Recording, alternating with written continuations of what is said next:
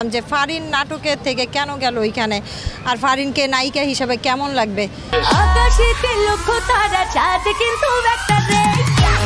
কিন্তু না ওকে এই চরিত্রে মানে 100-র 100 এই চরিত্রের জন্য ওকে পারফেক্ট মনে হয়েছে।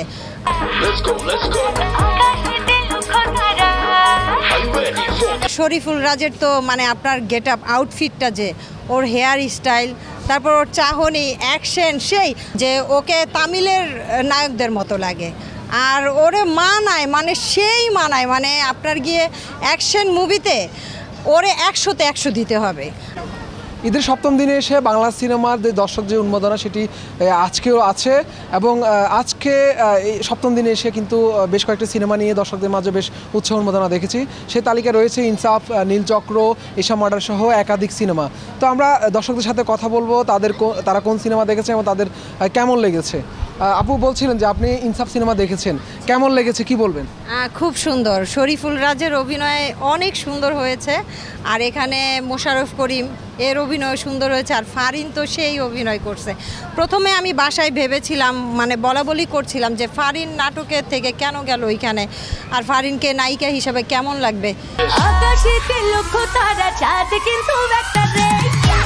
কিন্তু না ওকে এই চরিত্রে মানে 100-র 100 এই চরিত্রের জন্য ওকে পারফেক্ট মনে হয়েছে। রোজকার সাধারণ খাবার এখন হবে অসাধারণ, প্রাণ স্বাদের মশলা স্বাদ বাড়ায় ঘ্রাণ ছড়ায়। আর শরীফুল রাজের তো মানে আপনার গেট আপ আউটফিটটা যে ওর হেয়ার স্টাইল তারপর ওর চাহনি অ্যাকশন সেই আমার মনে হয় কি বাংলাদেশে অ্যাকশনের তালিকায় যদি নায়ক হিসাবে কাউকে রাখে তাহলে শরীফুল রাজকেই রাখতে হবে।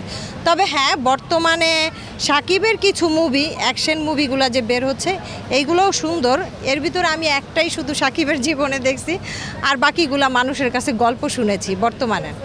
তো আমি শরীফুল রাজের পরাং যখন দেখেছি তখন থেকে শরীফুল রাজের ভক্ত হয়ে গেছি, মানে ওর অভিনয় খুবই সুন্দর, এজন্য শত ব্যস্ততার মাঝেও চলে আসছে ওরটা দেখতে ছবি। আচ্ছা, সিনেমার মধ্যে শরীফুল রাজের চেহারার মধ্যে একটা সবাই বলে যে কেরালা সিনেমার নায়কের একটা ভাব আছে এবং এই সিনেমায় কিন্তু সেটার সর্বোচ্চ ব্যবহার হয়েছে, আপনি কি বলবেন?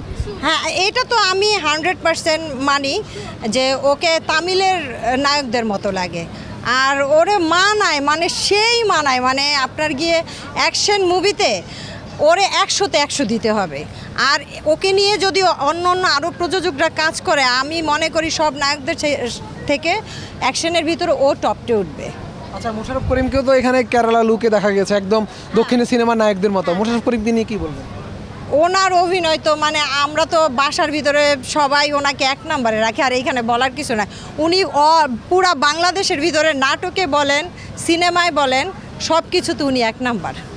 যখন পর্দায় সিনেমা দেখছিলেন, যখন বসেছিলেন সামনে, তখন দর্শকদের কেমন দেখেছেন বাকি দর্শকদের এবং আপনার অনুভূতিটা কেমন ছিল?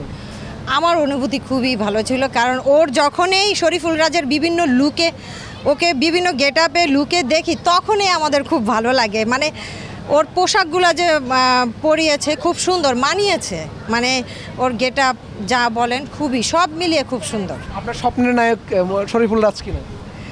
আমি স্বপ্নের নায়ক বলবো না, আমি যেমন আগে যেটা সত্যি কথা আগে সৌন্দর্যের দিক দিয়ে আমি সাকিবকে পছন্দ করতাম কিন্তু অভিনয় পছন্দ করতাম না, আর অভিনয়ের দিক দিয়ে আমি শরীফুলকে 1 নম্বরে রাখি। মানে সুন্দরে শাকিব খান আর অভিনয়ে শরীফুল রাজ। আর বর্তমানে সাকিবের ওই যে তুফান মুভিটা দেখার পরে বুঝতে পারলাম এখন একটু জাত অভিনয়ের ভিতরে সে আসতেছে, এর আগে ছিল না। এর আগে আমি কখনো ওই সাকিবের অভিনয় দেখিনি সিনেমা হলে, তবে টিভিতে যখন দেখাতো একটু মাঝে মাঝে দেখতাম তখন বলতাম এইগুলা কি কোনো মুভি নাকি, কিন্তু এই তুফান দেখার পর সাকিবের অভিনয় আমার ভালো লাগছে। সাকিবকে নিয়ে তো একটা সময় অনেক ট্রল হতো তার কান্না নিয়ে হাসি নিয়ে, তখন আপনি তখনকার পরিস্থিতি আপনার মাঝে কি ছিল? এটা আমরাও ট্রল করতাম যেটা সত্যি কথা, তবে এখন ওই যে তুফান দেখার পর মনে হইলো যেহেতু ওইটা সুন্দর করছে তাহলে বাকি মুভিগুলো সুন্দর। আসলে ট্রল করতেন তখন সাকিবকে, মানে এইটা কোনো অভিনয় হয় নাকি? অভিনয় যদি অভিনয়ই বোঝা যায় তাহলে কি হবে, যদি সিরিয়াস না বোঝা যায়। আমরা তো অভিনয় যেমন আগের অভিনয় ইলিয়াস কাঞ্চনের অভিনয় দেখলে আমরা কান্না পর্যন্ত করছি, তারপরে আপনার ওই যে আনোয়ার এদের অভিনয় দেখলে তো আমরা কান্না করছি, ছোট বয়সে কাঁদতে কাঁদতে চোখ ভিজায় ফেলছি।